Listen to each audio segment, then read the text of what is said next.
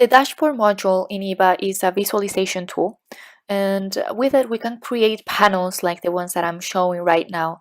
This one is a very simple one. It only has a couple graphs, and for example the first one shows the number of transactions per user.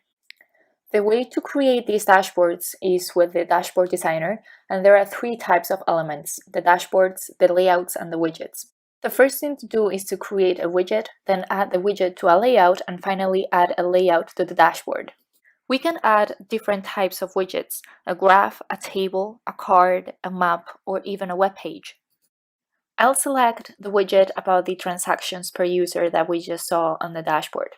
The widget designer allows us to select the database connection that we want to connect to, the queries, and we can see a live preview of how the graph is going to look like. You can see that there are many options there, but that's the basis.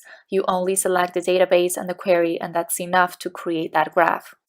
Once we have the widgets, we can go ahead and add them to a layout. So for example, for our layout, we see that there are a few widgets that we can select in order to create that layout.